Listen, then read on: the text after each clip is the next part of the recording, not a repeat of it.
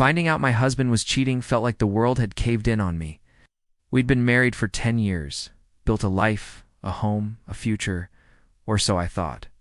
The discovery wasn't a dramatic movie scene. It was a quiet Tuesday evening, a stray text message on his phone that he'd forgotten to delete. The name was unfamiliar, but the words were sickeningly intimate. My heart didn't just break, shattered into a million tiny, sharp pieces. That night, I didn't confront him.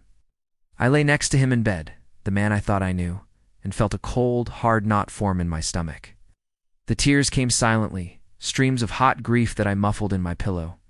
He slept soundly, oblivious to the fact that our marriage had just died. The next morning, he kissed me goodbye, said I love you, and walked out the door, a liar in a well-tailored suit. For the first few days, I was a ghost in my own house. I moved through the motions. Work, chores, polite smiles to neighbors, but inside I was a wasteland. The initial shock gave way to a storm of emotions, blinding rage, profound sadness, and a deep, gnawing sense of betrayal. How could he? How could he look me in the eye every day while living this double life? Who was this other woman? I became a detective in my own tragedy. I pieced together the clues: late nights at the office, sudden business trips, a newfound interest in his appearance. It was all so painfully obvious in hindsight. I discovered she was a younger colleague, someone he'd mentored. The cliché of it all was almost laughable, if it weren't so devastating. I found their photos on a hidden social media profile. They looked so happy, so carefree. It was a dagger to my already wounded heart. The urge to scream, to smash plates, to expose him to the world was overwhelming. But then, another feeling started to bubble up from the depths of my despair, a cold, calculated resolve. A public explosion would give him the satisfaction of a dramatic exit. It would make me look like the hysterical, scorned wife. No, he didn't deserve that. Didn't deserve my tears or my anger. He deserved to feel a fraction of the emptiness he had carved into me. And that's when my silent revenge began. It wasn't about hurting him in a loud, destructive way. It was about quietly and methodically taking back my life, my power, and my future, all while he remained blissfully unaware. My first step was financial. For years, I had let him handle our finances. I trusted him completely. Now, that trust was a liability. I secretly met with a financial advisor and a lawyer. I learned everything I could about our assets, our investments, our debts. He had a joint savings account he'd been dipping into for his little getaways with her, so I started moving my own money, carefully, legally, into a new account under my name only. I documented every withdrawal he made for non-marital purposes. I was building a case not for a messy courtroom battle, but for a clean, undeniable separation of our lives. Next, I focused on myself.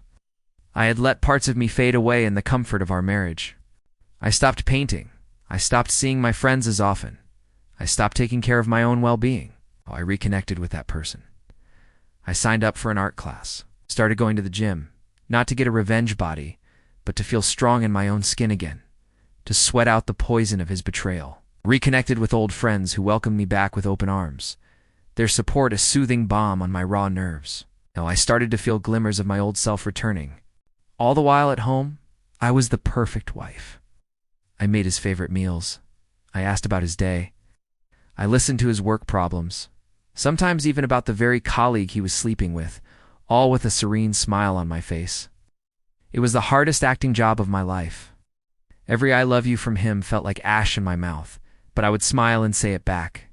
He saw my renewed energy, my new hobbies, and my improved mood, and he was thrilled. Probably thought our marriage was better than ever. The irony was so thick you could cut it with a knife.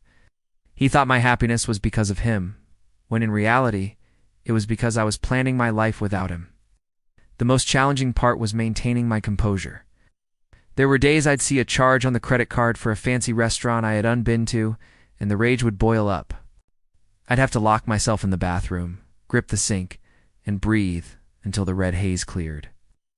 I channeled that anger not into confrontation, but into motivation. Each lie he told was another brick in the foundation of my new, independent life. I started quietly packing, not into boxes, but by subtly decluttering. I sold old furniture we'd bought together, claiming I wanted a fresh look. I donated clothes I no longer needed. I was slowly erasing my presence from the house, piece by piece. You just saw a tidy, organized home. I saw a launch pad. After 6 months of this silent preparation, I was ready. I had a new apartment secured. My finances were in order. I had a strong support system. I'd found my strength again. I was no longer the shattered woman crying into her pillow. The day I left was just as quiet as the day I found out. It was a Wednesday. He was on one of his business trips. I had arranged for movers to come while he was away. I wrote him a letter. It wasn't angry or vengeful. It was calm, factual, and final. I wrote, I know everything. I've known for 6 months. Know about her, the trips, the lies. While you were busy with your other life, I was busy building a new one for myself. All of our joint assets have been legally divided by my lawyer, based on the funds you spent on your affair. You will be served with divorce papers shortly. The house is yours to keep, along with the memories you chose to tarnish. I hope it was worth it. Goodbye. I left the letter on his pillow, the same pillow where I had shed my first tears of heartbreak. Then I walked out the door and didn't look back. I didn't need to. My revenge wasn't about destroying him. It was about saving myself. It was about proving that my happiness was never dependent on him. The silence was my power. While he was making noise, I was making moves. And in the end, my new life, built on my own terms, was the sweetest revenge of all. I can only imagine his shock, coming home to a half-empty house in that letter. The panic, the confusion, the realization that the game was over and he had lost in a way he never saw coming. He tried to call, to text, to send desperate emails. I blocked his number and sent everything straight to my lawyer. His drama was no longer my problem. For anyone going through something similar, I want you to know this. Your pain is valid, but it does not have to be your ending. Ow.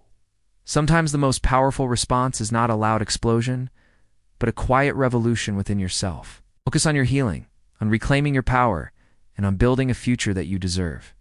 The best revenge is a life well lived, completely and happily, without them. It takes time, it takes incredible strength, but you are stronger than you think. Your new beginning is waiting for you. Thank you so much for listening to my story. If you've been through something similar, please share your thoughts in the comments. Let's support each other. Don't forget to like this video and subscribe for more content.